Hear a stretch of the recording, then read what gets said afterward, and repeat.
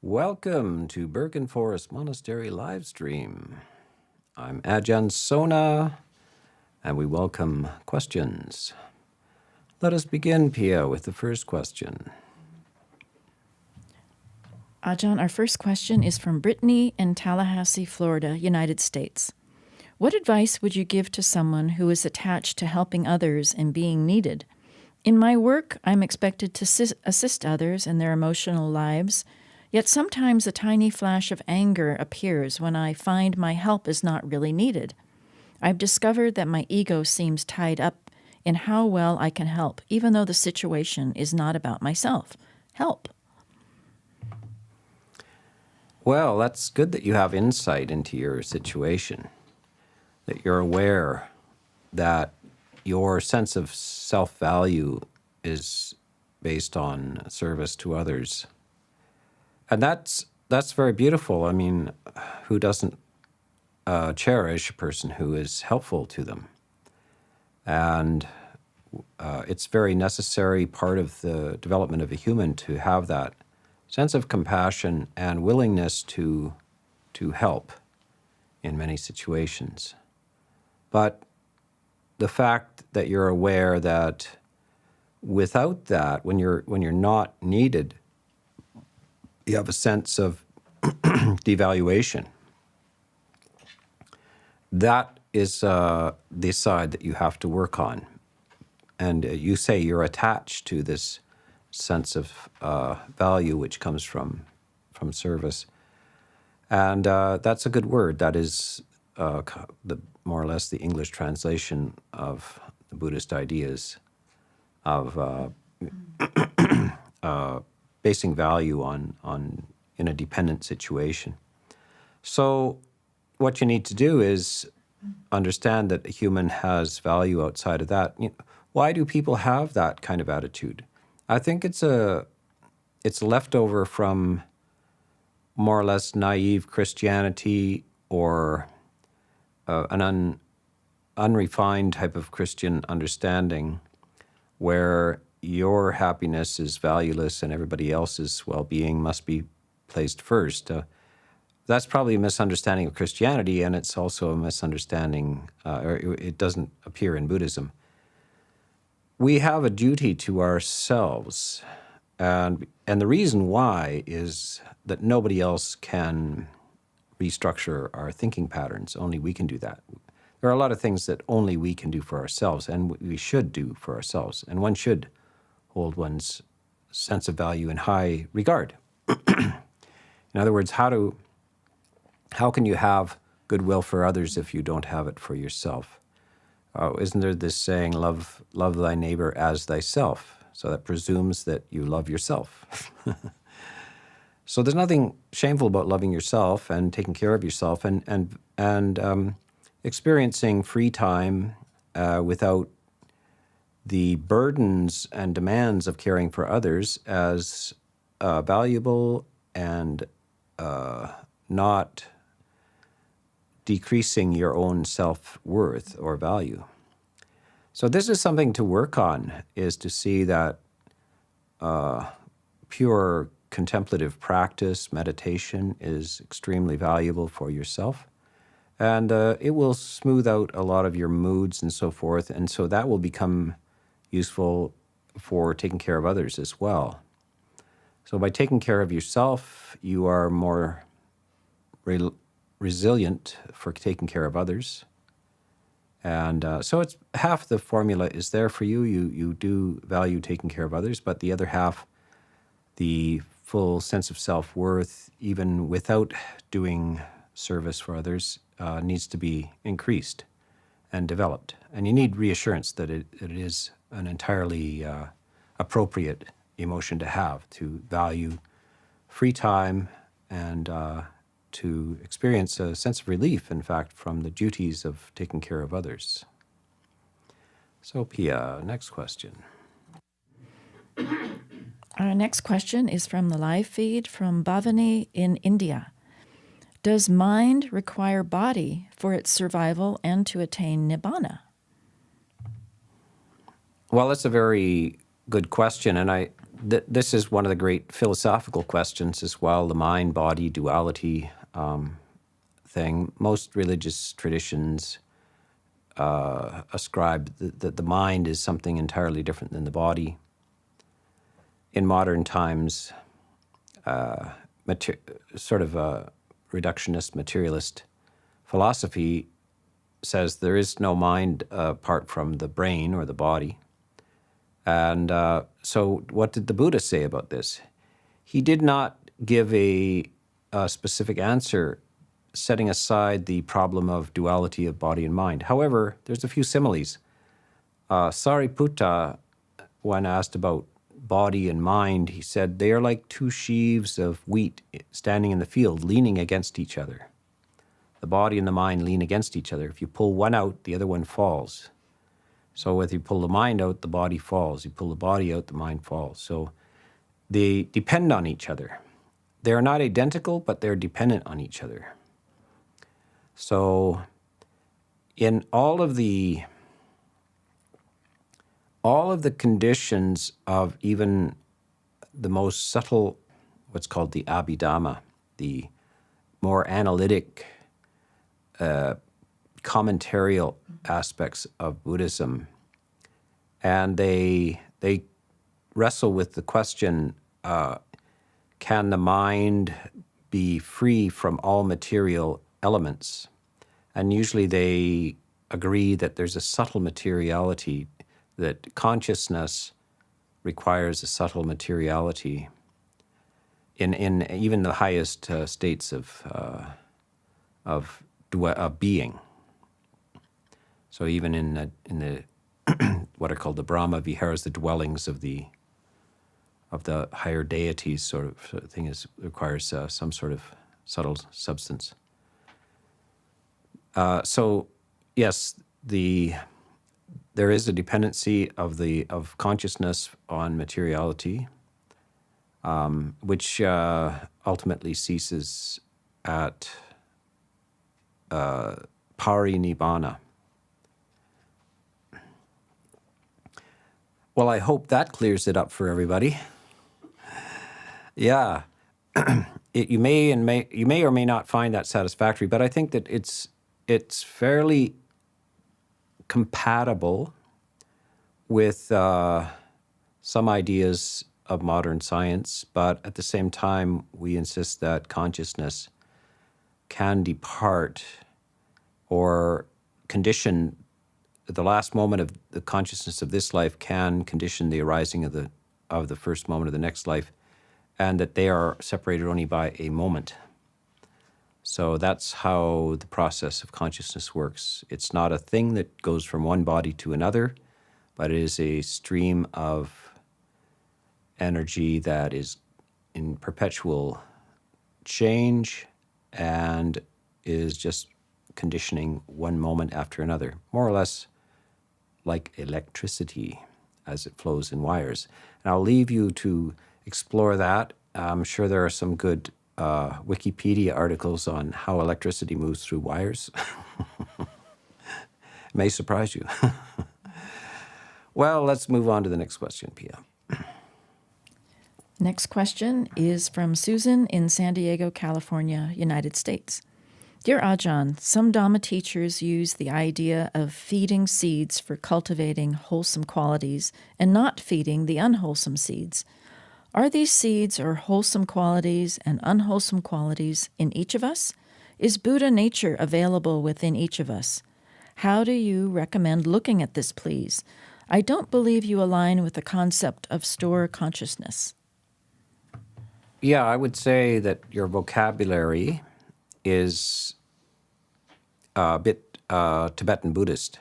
That simile of the seeds, and of course storehouse consciousness is a characteristic of Tibetan Mahayana Tibetan systems. It doesn't seem to be required. The Theravada suttas and Abhidhamma and the commentaries, etc., don't seem to require this storehouse consciousness. The simile of cultivating seeds can be found in the early teachings, and the Buddha has similes of gardening, the processes of gardening. And of course, right effort is primarily that. Under right effort, the sixth factor of the Eightfold Path, the first two requirements are the removal and prevention of unwholesome mental states. So you could say that those are the weeds that need to be weeded out of your garden and not fertilized and watered.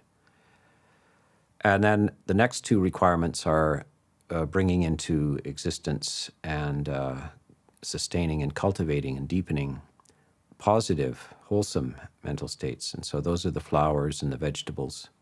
And those need to be, the soil needs to be properly cultivated, and you select the seeds and when and how to plant them, and whether to, which ones benefit from sun and shade and so forth. So these are the instructions right in the Eightfold Path, right from the word of the Buddha. And so that gardening, the seed metaphor, can be used. And so it now you asked whether Buddha nature is in all of us. Essentially, there isn't any intrinsic nature to any of us. So this is a simile which is used in different schools of Buddhism. The idea of Buddha nature may be a development of this. A few times the Buddha mentions that the nature of the mind in its basic nature is luminous, pabhasara, but is defiled by the hindrances, the greed, hatred, anger, restlessness, agitation, sloth, type skeptical doubt. All these things are more or less clouding and causing mist and to come over the luminous nature of the mind. And this is a good question. So some schools say that, well, underlying all of these problems we have is that the true nature of the mind, which is present always, is luminous and pure, and is merely concealed by these mists and clouds. So it's like the moon. The moon is always shining behind the clouds and so forth. And when the clouds dissipate, the moon appears as shining, but it was intrinsically always shining. That's one way of interpreting that. I would say that doesn't quite align with my sense of the early school, that the mind is not a diamond covered with mud. It's that the processes of the mind, when they're used properly, congeal as in a luminous way. And luminous just means, in the same way we talk about coming out of a depression as the sun returned, the light returned, the beauty of everything returned. So the mind emerges and feels light and luminous and buoyant, etc.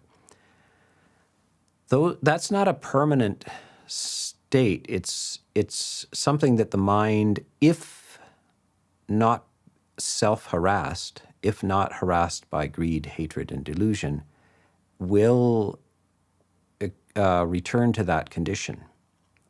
But the condition is not coexisting at the same time as the hindrances are. Now, this is a very interesting point, and it's been treated differently in different schools. As to say, the metaphor that you see in some of them is that the moon is always shining and the clouds are in front of it, etc. But I would say that just that it has a potential for luminosity if treated in the right way. That will emerge. So that's how we see this. We don't refer to Buddha nature in the Theravada school. Yeah. Our next question is from the live feed from No in Mexico. Ajahn, could you comment about chittanakama and volition? What is the difference among them? Chaitana, kama, and volition. Volition would be, the Pali word would be sankhara. Chaitana is also intention, means intention. And it's connected to chitta, the mind, or thoughts, really. Chaitasikas, thoughts, kind of thing. Kama is the description of causality, moral causality, the rules, the moral cause and effect in conscious existence. So this is one of the things the Buddha did is redefine the word karma. Karma in Sanskrit, kama in Pali. Before the time of the Buddha, karma was more or less duty or actions that one undertook and which were appropriate to your particular station in life, karma. Karma also was more or less actions, but detached from the intention behind the action. So the Brahmin schools, pre-Buddhist Brahmin schools, would do rites and rituals. They would do mandalas and mantras, more or less casting magic spells to appease the gods, to appease spirits, or get benefits from other realms, this kind of thing. And it wasn't about intention, and the individual in society didn't seem to be morally responsible for their own actions. They were more or less duty-bound by the community around them, and if the community decided to go and slaughter the next village over, the individual participated in that and was not thought to have any negative results from that. That was their karma, that was their duty. You'll still find this in India, this word karma as duty, your duty. The Buddha is introducing the personal responsibility, more or less inventing the individual in history, and this caused a lot of problems. You will see that the individual is responsible for their actions, even if the laws of the land or the society around them tell them to do something which causes injury or destruction to others. That does not relieve you of the burden of your personal responsibility. This is a new idea. The societies before that simply acted as a single organism, usually at the behest of the king, etc. And so that's a very high demand now. The individual is demanded to have a personal conscience, which sometimes goes against the instructions of the society around them. And you can't escape that. So chaitana is what's involved in kama. So the Buddha defines it, says, kama, I say, is chaitana, meaning the moral effect is your intention in the action. The intention behind the action is what kama is now. That creates the kama. Sankharas are more the general description of the creative process of the mind, and that's volitions. That's also chaitana, decision-making, moral decision-making. What we would call emotion as well. They don't really have good words for emotion in Buddhism. They talked about them as features of the mind, but we would say more features of the heart. So anger is a sankhara, is a volitional formation. So these three words are very rich with meaning, and it pays to reflect on them and sort them out.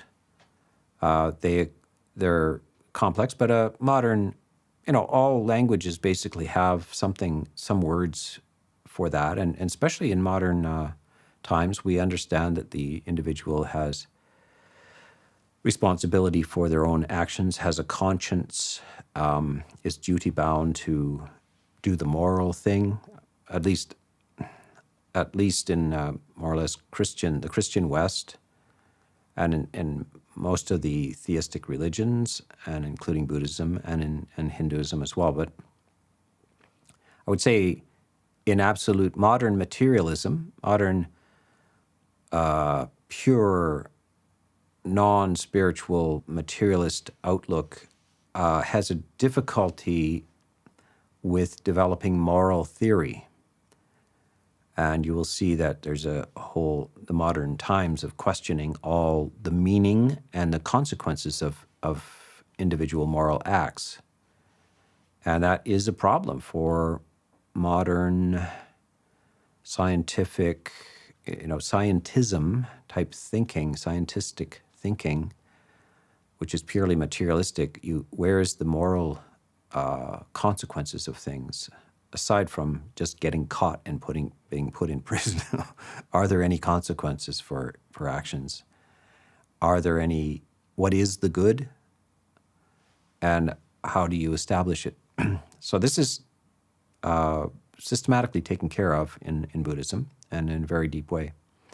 I have talked about. I think it's the talk I gave was why be good. An explanation of the moral imperative from the Buddhist point of view. And I think that talk is on my YouTube channel. So you can look up why be good. Okay. Pia, let's go on to the next question. Next question is from Emmanuel in Oppland, Norway. I've felt stuck and weighted down for so long, and I can't help but live without thoughts or actions just so that I don't think about the negativity that plagues me. Every time I do something different, I feel myself resist change. I feel helpless. What exercises can I do to progress? Yes, well, that sounds a bit like depression to me. You are weighed down, the sense of heaviness and so forth. Now, this is classical of depression, and depression is a delusion. And the nature of delusions are that they don't appear as delusions. They appear as very real. So it seems absolutely real that there is no reason to get up out of bed. There is no reason to be happy. There is no reason. In fact, depression usually takes a negative form where you're highly self-critical. You're highly critical of your everything about yourself and your mind states and your life, etc. Now, this is delusion. And there is only one way out of it. You have to say, oh, whether it seems this way or not, this is delusion. And I need to counteract the delusion. It seems very real, but it is not real. And that's the first move, is to realize that you actually can change your mind. The first simplest thing is to move your body around, to go for a walk, whether you like it or not. Get outside and walk. And walk every day for an hour. And it has positive feedback, because just the motion of the legs back and forth, some sort of hemispheric rebalancing, breathing in a different way, etc., can begin the process. So that's all you have to do, is you don't have to expect sudden transformation, but you need to begin the process. So how do you make effort? You start. So this is how you clean a house as well. The house is a mess. You've been meaning to get around to it, but you can't get around to it. How do you get around to cleaning your house? you start. All it is a start. Move the glasses off the counter over to the sink. You've begun. Now just get the broom and just sweep up a little bit. You don't have to think, I have to do this all day. You just have to do it for a minute.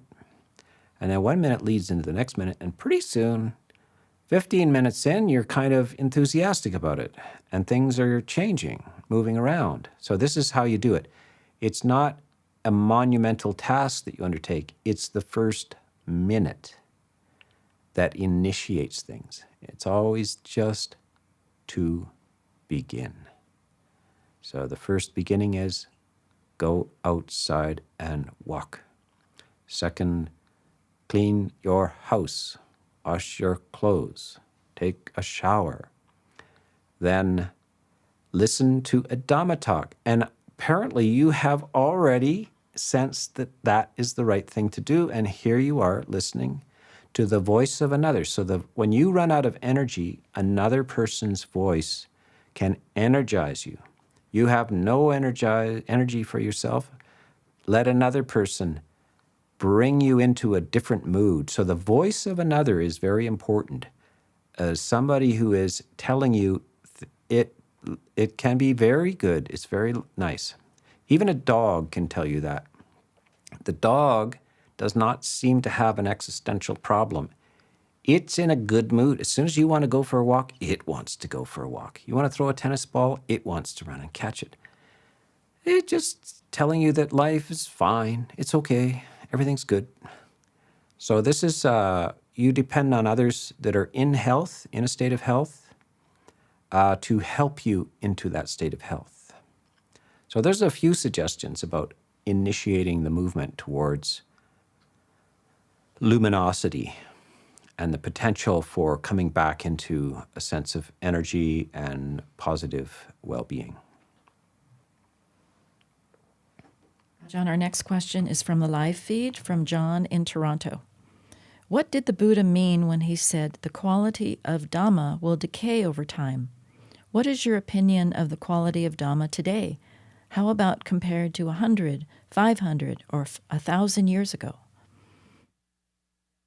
Very insightful idea that the Buddha had, and he knows that there would be a decline. And sometimes it's said that it's about every 500 years or so it really drops.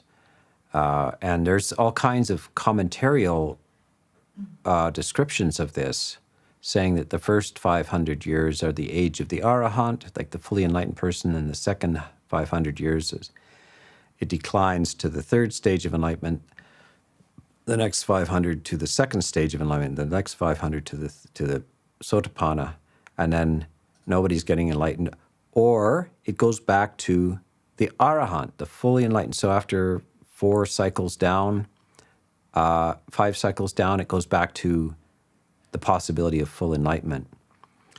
So this is kind of a pattern imposed over this statement. I mean, the Buddha didn't say that specifically, but it is interesting, and I spend a lot of time examining what I would consider historical decline. And where do you find decline? You find it in, first of all, in the fragmenting of the early schools. So you start to see that the monks, shortly after the time of the Buddha, within 100 or 200 years after the time of the Buddha, they start to go off into different schools, 18 schools, etc. Some of the differences in the schools are very, very minor. Some of them are more major, and then stronger and stronger differing views start to appear. So that, I would say, is a sign of decline, actually. Then within any given school, say in the Theravada school, you have commentaries. And I look at the early commentaries, which are within a few hundred years. So there's an essay that I wrote called The Mystery of the Breath, Nimitta. And it examines the descriptions of breath meditation in the commentaries, starting with the earliest commentary, which is called the Patisambhida Magga. The Magga means path, and Patisambhida means analytical, the path of analysis. And that occurs within a couple hundred years of the Buddha. And it's a sort of brief description and a commentary on breath meditation. After 500 years, a commentary comes in called the Vimutti Magga, the path of freedom. And there again, you get a more elaborate description of breath meditation and how to do it and what appears and tips and tricks for doing this. Then another 500 years goes by, and quite obviously modeled on this is something called the Visuddhi Magga, which appears 1,000 years after the Buddha and is considered a extremely revered text in Theravada commentarial literature. And you see again an expansion and introduction of new ideas about breath meditation and what occurs in deep samadhi, deep concentration. So that essay shows that there's kind of actually a decline. Although the commentaries become larger, more extensive, more elaborate, they're actually getting confused and losing the sense of things. They start to get very skeptical. By 1,000 years after the Buddha, they become very skeptical about the possibility of samadhi, the eighth factor of the Eightfold Path. Very few people even monks, very few of them are able to do this, and a reordering of things, so forth. So I see, yes, a steady decline, and it's recorded in the commentaries. And you can see also, if you study the history of the cultures around them at the time, you can see that wars happen, social upheavals, invasions, and this affects the Sangha and Buddhism. So in India, Buddhism left about 1,000 years after the Buddha. Primarily, there was major invasions from Islam and a decline and withdrawal of the Sangha into other countries. At a certain time in Sri Lankan history, there were virtually no monks left. The nuns' order died out, and the monks' order died out, and they had to import monks from Burma and Thailand to reestablish the Sangha ordination lineage in Sri Lanka. This is because of constant invasions and harassments from various imperialist kind of countries, including the Dutch, the Portuguese, and the British. So you can see that cultures are interrupted, and it interrupts the quality and understanding of the Sangha, and the monks start to spin it in different ways, and there's degeneration sometimes. And then occasionally there becomes a reinvigoration, a restoration of Sangha. And I would say that the Thai forest Sangha is an attempt to reform and restore two things primarily. One is the discipline, the rules and regulations for the behavior for monks, which is called the Vinaya. So the forest Sangha in Thailand it studies the Vinaya and practices it very, very precisely. And at the same time values practice, deep meditation, sustain a life immersed in meditation. And this is a restoration. You might be surprised to find out that I would say the majority of monks, Theravada Buddhist monks in the world, do not meditate. And secondly, that they don't follow the rules of conduct for the monks very well at all. So this is a reformation and restoration, and it's not restoration, and it's not that old. I would say it is a little over a century old. You also find in Burma the restoration of this aspiration to enlightenment through these schools called Vipassana schools, which are, again, a primarily based in Abhidhamma and commentaries rather than the suttas. And that's not more than, that's a century and 120 years perhaps old. These are modern movements. These are not, don't have huge, deep histories, but they're attempts to return and reform and renew the age of practice and enlightenment. So good on them all. You still have to choose and understand the validity of each presentation, etc. And I would say also very remarkably positive news in terms of the West. So Western monks and scholars have gone and fully examined the entire Buddhist canon. In the Theravada world, many of the Western monks have learned, taught themselves Pali or learned it from the senior monks in Asia. So a complete immersion in the language. They have translated the entire Pali canon, which is huge. It's about 12 times the length of the Bible in terms, in the edited versions, 45 volumes, like the Encyclopedia Britannica. And have deeply studied the Vinaya and brought this to the West. So we have some very acute, sharp minds in the West of Westerners who have practiced in the Buddhist countries and then brought it back and have very deep and broad knowledge of the suttas, the commentaries, the Abhidhamma, all of the above. And I would see that that's the first time in history that it has come to the West and is throughout the world. This very talk is unique.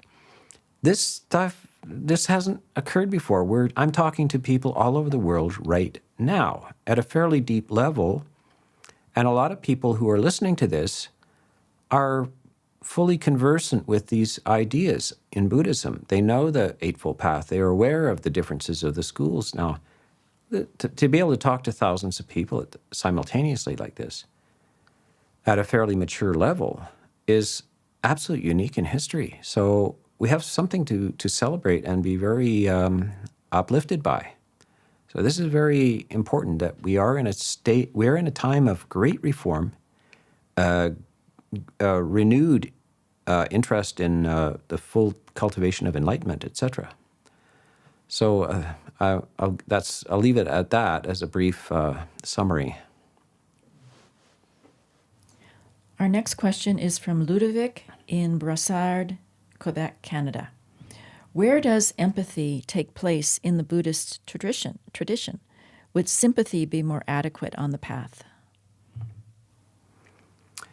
Empathy is the core teaching. The Buddha, he says all beings feel like you do. So in modern times, we call this the theory of mind.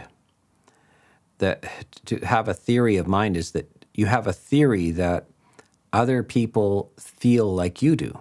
That their minds are something like yours, and that they feel like you feel. And that's how you have empathy. And so, as well, one of the great advocacies of the Buddha is to develop compassion, that is sympathy for those who are suffering, and also sympathy for those who are happy. So rejoicing in their happiness and having loving kindness and a willingness to help in their suffering. So this is empathy. So the Buddha is one of the most empathic being, well, maybe the most empathic being in history. He's recognizing the universal nature of what it is to be a human, and also including animals. He's so far ahead of his time. In the West, we're still catching up to this. We still have all kinds of exploitation and brutal treatment of animals. It's getting better, but my goodness, European history and North American history of the treatment of animals is just horrendous. They apparently just didn't have any empathy at all for animals. And whereas Buddhism has a great legacy of relating to animals in a very humane way, even in the time of the Buddha, shortly after when they developed monasteries, some of the kings developed what we call animal hospitals. So we take this for granted now. You can take your dog to the veterinarian, the animal hospital. This is a feature of 4th century BC India, where they actually had places where you could, treat animals that were in pain and suffering. So empathy is a huge element of Buddhism. In fact, there is no Buddhism without empathy. So it's built right in, and empathy for all living beings. Yeah. Our next question is from the live feed from P in Cork, Ireland. Would Ajahn please share some words on the first of the 7 factors of awakening, especially about recollecting the teachings to steady the flow of consciousness and help focus awareness? Well, what's his name? All I have is P, the initial P. Aha. Well, Patrick, or whatever it is. Padraig. Let's say that, so the first factor of the 7 factors of enlightenment is mindfulness. And it is the mindfulness which is found in the 7th factor of the Eightfold Path as well. And one of the definitions of mindfulness is to recollect the teachings. So, this is classic. This is what a mother says to a child a dozen times a day. How many times have I told you not to do that? And how many times must I remind you? So this is, the child listens to the mother, they perfectly understand the mother, and then 2 minutes later, they're doing the thing that they were not supposed to do. So this is the nature of humans. We get it. We're told to practice loving kindness, and then we fly into a rage. What's happening there? This is a lapse of mindfulness. So that kind of definition of mindfulness is a form of memory. What kind of memory, though? Memory to remember the instructions that one has heard even long ago. So when one suddenly remembers an instruction, it changes your mind. Right in the middle of an argument, so forth, you might remember the Buddha's injunction, to have compassion for others, and suddenly, right in the middle of the argument, you change your attitude because you remembered. Now that's a form of what we would call mindfulness. The Pali word for that is sati, and that is primarily in Sanskrit and early Pali, it means nothing else than to remember. The other definition of mindfulness, though, so the Buddha gives 2 definitions, is as a sentry. A sentry must be very careful about who guards the gates to a walled city. They must be very discriminating in who comes in, because they can't let the enemies come in from the other kingdom. They would take over the city. They can't let bandits come in. So they have the guard, the customs officer at the gate, and the custom officer doesn't watch. So mindfulness is not something that just simply watches. It also knows who is allowed to come in and who is not. So who does it not allow to come in? Anything representing incorrect information about reality. What is correct information about reality? That everything is impermanent, unsatisfactory, and without substance. And those kind of messages are allowed into the city, but messages that say things are permanent, things will be satisfactory forever, things are substantial, that kind of arrival at the city gate is to be pointed out by mindfulness, by the sentry. And the sentry is to call out whatever level of effort is required to expel or prevent the entry of those kind of misinformed ideas into the city. So those are the two basic definitions of mindfulness. And both of them are applied in the first factor of the 7 factors of enlightenment. So that's in brief. Yeah. Our next question is from Cheryl in Lewisburg, Pennsylvania, United States. Dearest Lungpor, what advice would you give a 9-year-old boy with autism who is being bullied on the bus and at school? How would you discuss equanimity in a way he will understand? Well, I would say you need to give him some tricks. And the trick is, this is something I learned from Socrates. There's a story about Socrates. Maybe you have to tell him this. I don't know how, he may be very bright. Probably his emotional skills or his social skills may be lacking, because that is why the kids are haranguing him on the bus. So you tell him the story of Socrates. So Socrates is, of course, the great philosopher, and he taught on the streets of Athens. So he would have conversations with young men out on the streets of Athens, introducing philosophy to any bright person that wanted to listen. But it also rubbed a lot of people the wrong way. He had a way of, he would engage in what's called Socratic dialogue with people. And he would just ask them questions, and sometimes they would, so they might be, a few of the people he interacted with were, you would call them now sort of right-wing, redneck, reactionaries type. And so he would explore their ideas, and he would lead them into a conversation where they realized they were contradicting themselves. They realized the problem with their ideas. So sometimes they would just simply get outraged.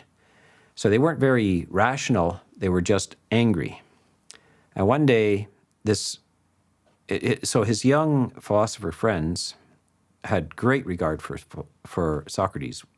Of course, he was to be one of the great philosophers of history. But one day, one of the guys that Thrasymachus, who he had an argument with and showed him the errors of his ways, but at the same time was just a redneck reactionary, came along and called Socrates an ass. That is, a donkey. Socrates, you're nothing but an ass. And right in front of his disciples. And then walked away.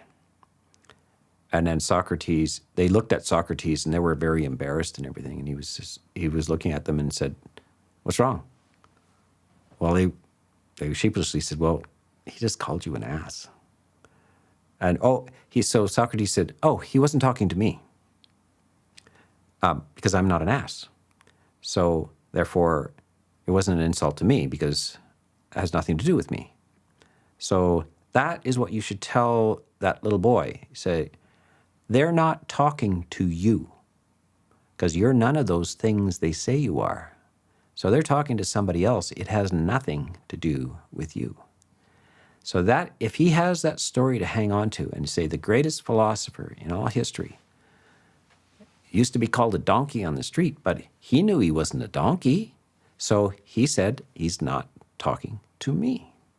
So you got to teach him that. Say, those boys are not talking to you. They're talking to some fantasy that has nothing to do with you. So as long as you know that, you have no problem. Yeah. Our next question is from the live feed from Isabella in Vancouver. Longpor, could you elaborate on the sound of silence in between two thoughts, subjectivity, the knower, perceiver of the experience? What is aware and what is awareness? Well, that's not my specialty. The sound of silence is not my specialty. It's Ajahn Sumedho's specialty, and that's the person you really want to read more about him, because I don't want to step into his territory because I don't know that technique. I don't use that technique. And there is the knower and the known, etc. There is just knowing. There is no knower and known. it is all occurring in the mind, and the mind is playing both roles. So the mind, these are all simply activities of the mind that are happening so fast that it appears to be two things, that which is known and that which is knowing. So I would not separate those two things. I think the purpose of that, though, is to give a person a sense of detachment, kind of like a psychiatrist is told. It's just told to be objective and listen to the patient. So the patient is there because they have all kinds of neurosis and delusions and problems, and the psychiatrist should not become subjective about it. They should be an aloof observer of this. They should be detached from this. And this is the difference between what you would call philosophical viewpoint and the ordinary person. The ordinary person is functioning on emotion and reaction and is completely subjective. So you see these political groups, these all kinds of absurd views of reality, all kinds of conspiracy theories and so forth. The people who are deeply involved in these have very little in the way of capacity for objective or detached views. They're primarily functioning on emotion. And so then you see in the higher type of person, the higher type of mind, that they can stand outside of the issues and examine them with detachment, without emotional involvement, and assess these things. So that's kind of this sense of the observer. Sometimes in the Thai forest tradition, they call it the one who knows.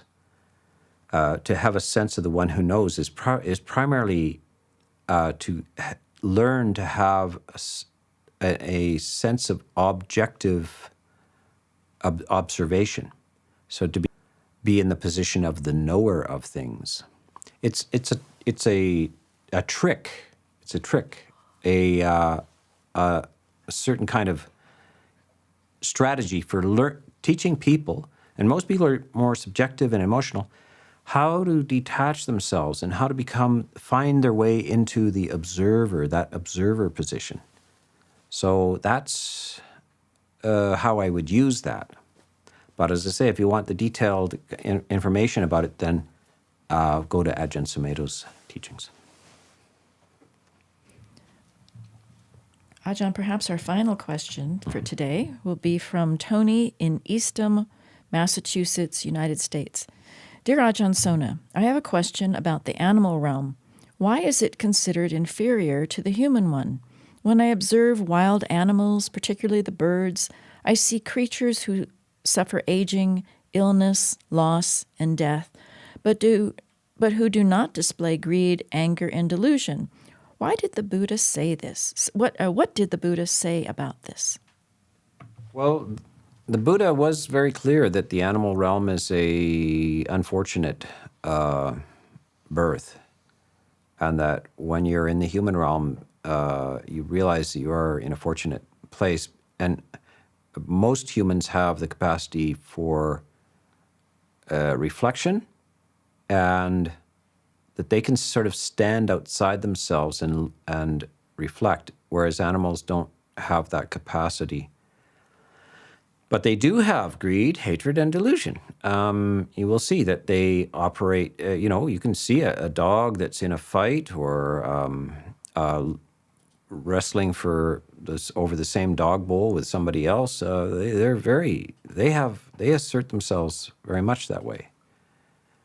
So they are in a realm where they can't stand outside of it and reflect, and so they can't consciously elevate themselves.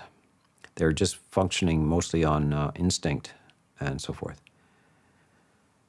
So we find this a kind of sort of sentimental attitude to animals in the West. Some people even say, I'd like to be born a cat, and so because they have such a good life, From a Buddhist point of view, that's like a bad idea. Do not hope to be born a cat. There's all kinds of deep reasons why you do not want to be an animal. It's not cool. You've made it into the human realm. Make sure you never fall below the human realm, and cultivate it, and hopefully you go higher than the human realm. But the ultimate goal is to free yourself from all of these levels of existence, because all of them are full of problems. Animals have pain, and if you get locked in a cage, you have no idea. You can't plot how to get out of that cage, whereas a human can, so forth. So, yeah, I think that in the West, we need to re-examine our attitudes to animals. First of all, increase our compassion for them. But second, realize that we have mushy, sentimental ideas about what it's like to be an animal, and it's not all that wise. So,